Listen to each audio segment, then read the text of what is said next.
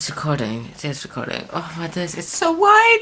Why is it so wide? Why am I orange? I don't understand. Hello there, YouTube. I am back from VidCon, which was amazing! What? And then my thing and my t-shirt, and then they gave us an aura brush. So as you probably can see, this is a really long video, and you might think, oh, that's okay because it's gonna include loads of cool footages and stuff from VidCon. No, unfortunately that's not gonna happen because on the day of VidCon my camera decided that it was gonna die. I didn't get to do what I had planned, which was to like cut up all the videos into small sections, and then I would private them all and then just give you links and so you could watch like whatever you wanted. Yeah, that's not gonna happen anymore, so now I'm just gonna vlog out everything that happened, and it's gonna be boring. So unless you're particularly interested in exactly what happened to me at VidCon, I suggest you find another video which actually has footage and it's fun. Hope you enjoy. So I arrived to VidCon itself on Wednesday. I was just really around the hotel, getting acquainted with the place. I actually went over to the convention center itself, then like sneaked around a bit, had my camera and was like, oh there's, I'm at the convention center, and I didn't get kicked out. I thought I might be because I'm not really supposed to be there. I'd secretly hoped that I would like find Hank Green or like someone organizing, and then I could like meet them before everyone else came, but that didn't happen. And I was gonna use the excuse, oh yeah, I'm in a wheelchair and I check out places before. Yeah, no, I'm bad. I'm a bad person. Anyway, so I'm just there, just like chilling out until about 6 when all of my friends and people I was staying with arrived. And that was such a surreal moment, seeing these people that spoke in the line, especially Kim, the Munch Kim, because we went through NaNoWriMo together and we became quite close through that. And seeing her in real life, and then she just gave me the biggest hug, and it was weird, but it felt natural at the same time. Like, no, that was right, we're friends. We are friends. We never met formally, but we were friends, and it was easy and fun. So then Wednesday night we just sort of hung out with loads of other people. We went to the Hilton lobby because apparently the Hilton was the official YouTube place where all the YouTube people were staying. Like, nobody gave me that memo. I booked like a place at the Marriott and there was like no one there. At the Hilton, if you were just in the lobby, you would see people you recognize from YouTube everywhere. Which is also why you can't really ask, oh, who did you see? Because you saw everyone. It's like being in YouTube but in real life. On the first night, on the Wednesday night, into the Hilton lobby, and who was there straight away? John Green. And not even joking, he was just there in the lobby, and I sort of just walked past like this.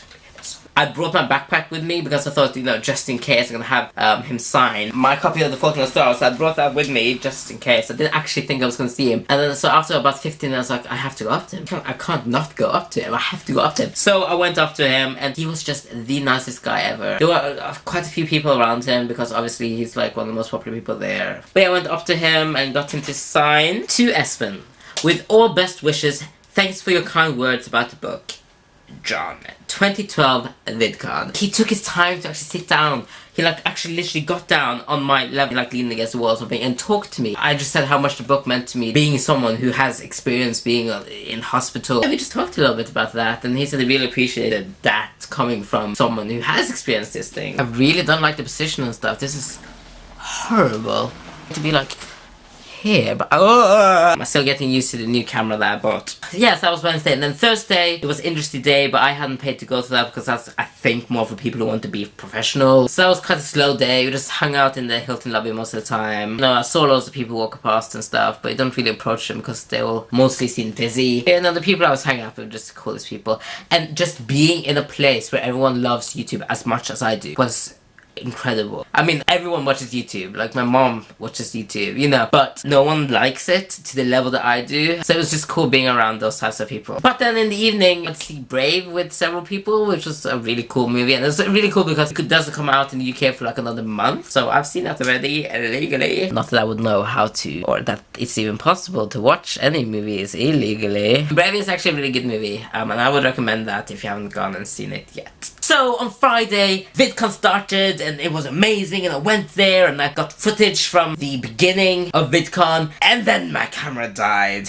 I was so excited and fired up for VidCon, just filled in this hall with like 6,000 other people, and it was just like, yeah! And then I was thrown into this spiral of depression because of my camera. It was emotional turmoil because I kept going up and down because of one moment I was excited and then I was like, I don't have a camera. And I think it sort of threw me off really because I'd planned this video that I was gonna make from VidCon, and I think that the camera can sort of act as a shield because, like I mentioned before, I act differently on camera than I do in real life. So as soon as the camera comes on, I'm just animated, hopefully sort of fun, and then as soon as the camera's off, when it's just me, it's difficult almost, and to approach someone. And if you have this thing, I was gonna ask people to do my outro on ninja thing, but obviously I couldn't do that without the camera, so then it was more difficult to talk to people at times. So I was really sad. All I wanted to do was like curl up in my bed and cry, but I was like, I'm at VidCon, I cannot waste this, I don't have much time, it's only 2 days, so I'm gonna go to the first panel, which was this So You Want to Be a Vlogger panel. That was like the one I really wanted to go to. Like, oh, I was so excited, so I rushed over there as soon as the main stage stuff has finished, and then I get there and they say it's completely full, like it's completely packed out. I came over as soon as the other thing was done, but people must obviously have gotten there really early, so it had Glozell, Jenna Marbles, Exotic Jess, and Philip DeFranco, who's like the one I wanted to meet ever since I didn't get to meet him in London. This gathering, I didn't get through because of the crowds and stuff, and then I was just like,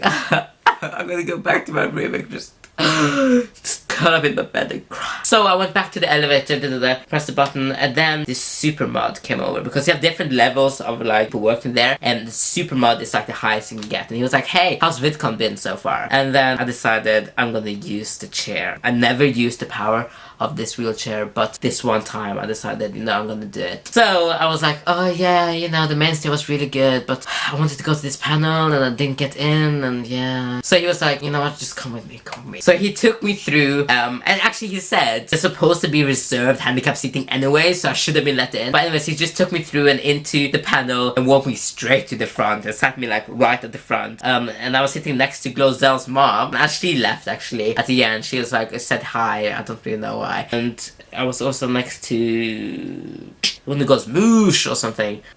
Oh my days, but I can't remember her name. Oh, see, I'm not really a big fan of her, but I know that other people are like crazy about her, so it's kind of cool that I got to sit next to her. Oh my days, I can't remember her name. Olga K! Oh, that's her name. So that was really cool. That was such a good panel. Number one, hilarious because the people there, they were just going backwards and forwards and asking questions. It was just brilliant. Philip DeFranco was there. It was like, he was right there. And then, you know, also Jenna Marbles and Glozell, like, they were like there, and it was just like such a strange, surreal moment. But yes, that was a really good panel and great start. It was such a high, and then I remember my camera was broken. There was so many moments I could have filmed, and then I was just like, I'm depressed again. I went to the Joe Nation Powerhouse YouTube channel. There was like this challenge to make one video in an hour that included editing. That was just really fun, cool to see how quickly they can do. Like, they were amazing, and the way they filmed with lots of different angles, and how he kept track of all the editing things. I was a really fun panel. I'm not really a huge fan of Joe Nation or the other guy. It wasn't like I was really looking forward to that, but that was a really good panel and fun and interactive. Afterwards I was like, what do I do now? I didn't really want to go to any more panels again, so I was on the high and then I just low again because of my camera and probably a bit sleep deprived, and it was just not good. So I decided I can't waste this while I'm here, so I'm just gonna go to the expo hall, which felt like had loads of cool stuff. So I walked around there a bit and no, that had some cool stuff, but I wasn't really in the mood to buy anything. But then I saw Mika, Kitty, and Annalou just standing in the middle. I was gonna go up to them because they're like second highest of people I wanted to meet. But then there was like a huge line, so I was like, okay, I'm gonna go in line. But before I got to them, they had moved away. So it's just like, oh, fantastic, great, what do I do now? So I decided to go stand in line for Charlie Is a Cool Life. I'm not a huge fan, but I like his stuff. So I thought, why not? I have nothing better to do. And it was like a 2-hour line to get to see him. It was really cool of him though, to want to actually meet lots of people and stuff. I don't see how he had the energy to. So I went to sit in that line. And after I'd been there for like an hour, I saw that the line next to me was from Mickey, Kitty, and Annalou. And I was just like, why?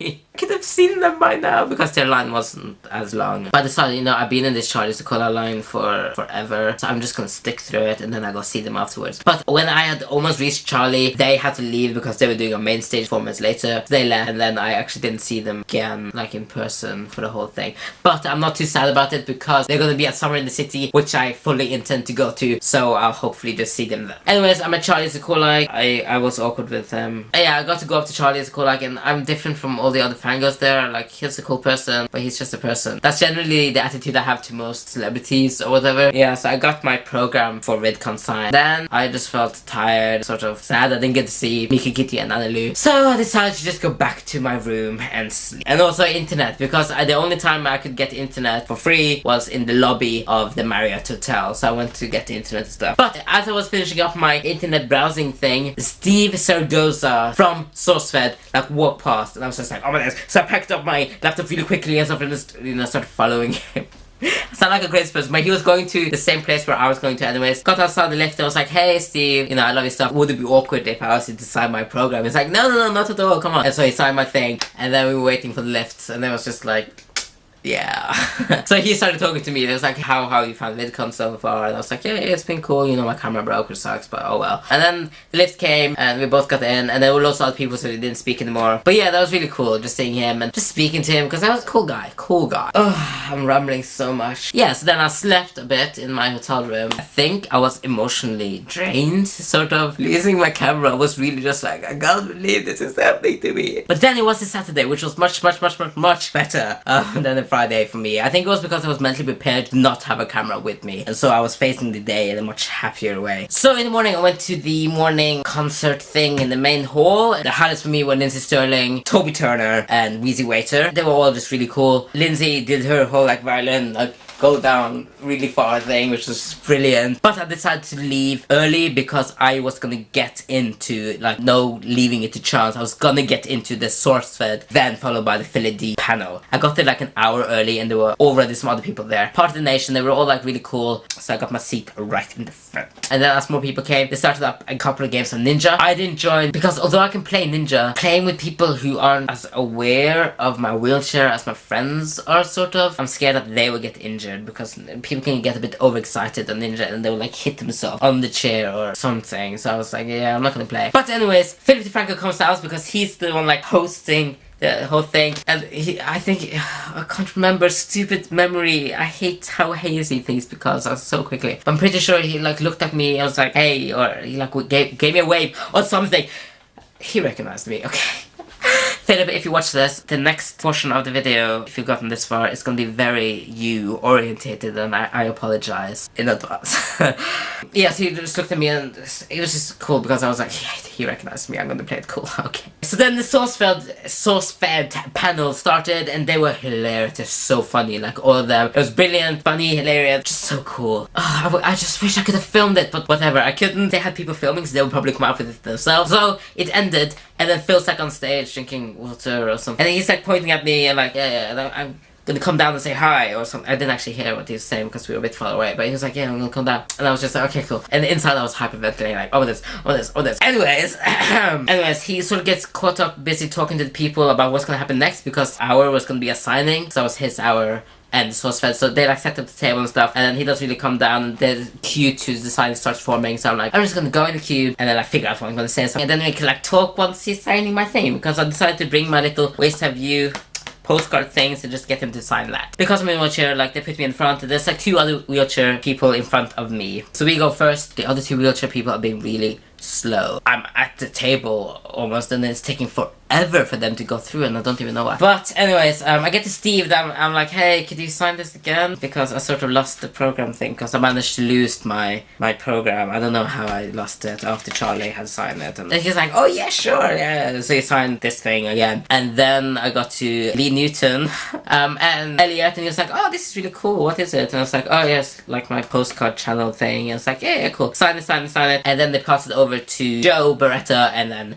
Philip beyond there. But the wheelchair person is in front of me, like more in front of Joe. So I'm sort of like stuck in front of Elliot and Lee, while my postcard thing is going to Philip and Joe, like ahead of me. It's like, fine, they're still signing it. So they signed it before I actually got there. The wheelchair person in front of me sort of moves ahead, and I get to speak to Joe. He's like, hey, do you want me to sign anything? I was like, oh no, you already signed my thing already. I was like, okay, cool. He had his daughter there, who's really cute. So I finally get to Phil, and he has already signed my card because he went ahead in front of me. And then he says like, oh hey, it's you again, or something like that, I don't remember. And then I freeze. And I'm like, huh, yeah. And I already have my card. And generally, the time you have to speak to someone is when they're signing your card. And I could feel like the people behind me, I felt like I could feel them like, move on, you stupid wheelchair person. Because they got in front of me, I don't know what she was doing. She was taking forever. And so, I move on. I have my card, and I move. Oh my days. I did not get starstruck at the Harry Potter premiere. I didn't get starstruck at the Hunger Games premiere. I meet Philip DeFranco, who's just this guy who I watch online, and who seemingly watches me, and or at least recognizes me to some degree, and I freeze and I can't speak and I just move on. And as soon as I moved on, I was like, oh my days, what did I just do? And so I go over to James, who's like this producer, camera guy, and like, are they just like signing for the rest of the hour? Because I was thinking maybe they're gonna sign for like 30 minutes and then they will have like another panel with it being more focused on Philip DeFranco, and then I could maybe get the chance to speak to him again afterwards. But he was like, yeah, they're just signing for the next hour. So I was just like, oh, I just wasted my one chance. But you know, I got this signed, so that was cool. And I decided to just move on then and go to the next panel. Make sure I get there early so I could get in. But I couldn't believe myself. I was horrified at myself. I can't believe I did that. I sent a tweet, like, didn't really expect him to read it or anything because, you know, he gets a lot of tweets. So I was like, I just went at Philly D and I completely freeze and I can't believe I got starstruck because I've never been starstruck before, etc, etc. Anyways, I decided to move on to the Lizzie Bennet Diaries panel, which was really cool actually, to see all the cards. It's a series I enjoy. I'm not a huge fan of Jane Austen myself, but I've been really enjoying this format of the story. And they had some really cool surprises like showing us Bingley and some of the new characters they're going to bring in, and then they showed some exclusive scenes from upcoming things. That was just really cool panel, fun. Then I go to the main stage show, which was, you know, okay, except this one act, really quite horrible, and they actually got cut off early and like sent off stage because people were booing. This is like the friendliest crowd ever and they were booing this act because they were just being really inappropriate and stuff. Anyways, SauceFed then comes on to have the main stage thing and it's hilarious and brilliant. It was just so funny, and I was at the back but I was like, no, I'm gonna go to the front. So I zoomed to the front and there's actually assigned wheelchair space at the front. So I'm like, here, yeah. Then I go to the Gunnarolla meetup, which was just in the Hilton lobby, and I was actually really excited to finally meet him and stuff because I've been a fan for several years, and I actually made a video response to him then, and apparently that was his first video fan thing ever, so he sort of remembers me as well. And then not too long ago I emailed him asking him if I could use his music in my videos as just background music, and he said yeah sure, that'd be great. So he sort of knew how I was. So as soon as I got there he was like, hey, it's just really cool to meet you, I want you to meet some people. And I was like, oh, okay. So we sort of went round back, and there sitting is T-Sud123, Ninja Drops, and Andy Titan Lady. Now, I don't know if Gunroller Andrew actually knew this, but I used to be obsessed with these people. Like, when I first got introduced to YouTube, that was the community of people I was around. The Kevjumba, Ustream live chat community, and they were sort of there. So meeting them, I was just like, oh my days, oh my days. I think I acted cool. Yeah, it was really strange. I think that's one of my favorite parts of the whole of VidCon. Just because I was almost taken out of sort of the fan thing and just put into a person who sort of just likes YouTube and likes hanging out with them, because I got to hang out with them for about 2 hours. I think I may have overextended my welcome slightly. It was really, really fun, and it was just cool. And Gunnaroll would come and then go again because it was his meetup, him and the other Andrew Songs to Wear Pants to, who was also really nice and friendly and got to talk and stuff because he had to meet his fans, so he came and went and just hung out, which was really fun. And then this other guy came who I thought I should recognize because I sort of recognized his face but I didn't watch him. I sort of stalked him afterwards and found out he's Soundly Awake on YouTube. I feel like I may have seen one of his videos before, but I'm not subscribed or anything like that. It was just really cool and chilled to just hang out. And I realized while hanging out with these people that is the sort of thing that I want from YouTube and stuff. Just hanging out with people and talking, more like what I did with John Green, instead of being in that fan relationship like, oh, I love your videos sort of things. Yeah, I don't really want that. Obviously they can't do that to everyone because there's so many people who like them and things, so they have to try to get around to as many people as possible often. So what they have time for is, oh, I love your videos, oh, thank you so much, sign, and then done. And what makes me different from everyone else? Nothing. I'm not special or anything. Yeah, I much more enjoy just hanging out with them than being in that fan relationship. Enjoy just hanging out with like more friends in the beginning of VidCon because there wasn't any pressure to like fangirl or anything like that. Anyways, tangent over. So the gathering ends and I decide I'm gonna go to the SauceFed/Philly Ninja game. Now I decided not to play because, as I said earlier, me playing with people who aren't used to the wheelchair can be dangerous. Mostly for them because they will hit himself on the wheelchair or just something will go wrong. But I went over there anyways and I got there in time for the finale. Yes, we all got in a circle for like the 18 top people. Yeah, they had the really epic game. I think I could have done quite well, to be honest, if I had played maybe another time. reasonably good, I would say. I mean, when we went to the London Philly gathering and they were playing, my sister got to like the final and I think she won another time, and I'm on par, if not better than my sister, so I would say I'm fairly good. Got to the finale and I actually didn't see the top 4 because we were like in a circle around them, and it was fine in the beginning, but then people started getting closer and closer and closer, and suddenly there was just this whole wall of people standing in front of me, so I couldn't see a thing on the finale. But in the end, it was Philip DeFranco and this other Welsh guy in the final, from what I heard. And this Welsh guy said that he would shave all his head off if all of his hair off if he didn't win against Philip. Philip won, so the guy actually went there and then. They got like razors with it and he shaved his head. It was just hilarious and brilliant. Anyways, Philip DeFranco, being the super nice guy he is, decides that he's gonna do another like meeting, signing type thing. And so I decide that I'm gonna take this last chance, okay? I'm not gonna waste this time, I'm gonna go and speak. But then they announced that because they wanted to make it go quicker, one of the guys working for Philip would take pictures for people instead, and then they would upload them later, which was perfect for me because I didn't have a camera, so I was like, okay, I'm definitely doing this, and get my picture and just speak to him normally like a normal person. So, you know, waiting in the queue and get closer and closer and closer. Finally, I get to go up to Philip again, and I'm like, third time lucky? It's basically the third time that I've tried to actually meet him, because it was the time before in the panel earlier that day, and then London ages ago because I didn't get to see him in London because he had to leave so many people and stuff. And I made a video response to him then, and that's sort of how he got to know me, if you want. Third time lucky? And I was like, yeah, I saw you tweet and stuff, and like, what happened? I was like, yeah, I don't really know. Got really flustered, and I don't know what happened. But we just sort of talked, it was cool. But in the inside I was like, oh my god, he recognized my username, he totally knows who I am. But I think I managed to play it kind of cool. And he was like, oh, I'm really tired. And I can like, yeah, I can imagine. But then, yeah, he got down next to me. I was like, okay, so what should we do? I was like, I don't know. Honestly, I was still kind of starstruck. Like, oh, this is Philip DeFranco, this is Philip DeFranco. So that's all that was going through my mind. So I wasn't really able to think of anything. So now, if I meet Philip again, I'm bordering on stalkerish, aren't I? If I meet him again, I want to do the duck face, like, tangent over. So he was like, yeah, we should look stoic. And I was like, okay, yeah, let's go. I have no idea what stoic means. But he was sort of like looking into the air like that. So I just did the same, like, yeah. And he was like, oh, you know what, we should take another one. And I was like,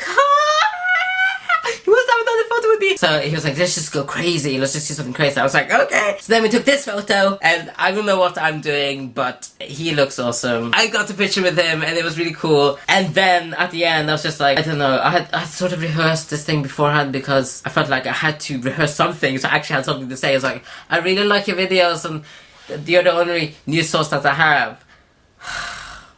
Like, why couldn't I just leave it alone? He was like, yeah, as it should be. He was just joking, and why did I have to say it? Whatever, he was really cool about it. And then I left, and as I was walking away, I was just like, he knows who I am. He knows who I am. He recognized my tweet. He saw my tweet. Oh my days, he saw my tweet. He saw this tweet where I basically would say, Philip recognized me! He totally recognized me! He recognized me! Philip recognized. For some reason, when you beat these people who have so many followers, I think they're never really gonna read it. So you sort of just replied them, but I didn't really think he was gonna read it. So I just felt like such an idiot again. But it was cool because I met him. He was totally cool. Such a nice guy. That was probably the highlight of my whole weekend. It was just so cool. Then it was the evening concert, and VidCon was coming to an end. It was sort of sad. Everyone was dressed up in really nice clothing. Again, I did not get the memo for this, so I just turned up in the clothes I've been wearing all day, but I didn't really care because we were just there and it was awesome and cool. There was dancing, Hank Green did his stuff and it was really cool, and the Gregory brothers came on and they did Double Rainbow among other songs, but it was really cool being around people who knew the lyrics to Double Rainbow and they sang it unashamedly. I was with like all my friends and stuff. I'm the only one that knows the lyrics to Double Rainbow and I Love Every Cat and stuff. People know the songs but they don't know the lyrics. So just being around other nerds who know the lyrics and love the songs just as much as I did and would dance to these songs was just so cool and amazing, and I had such a good time. It was just fantastic, and VidCon was amazing and such a good time, and I intend to go back next year.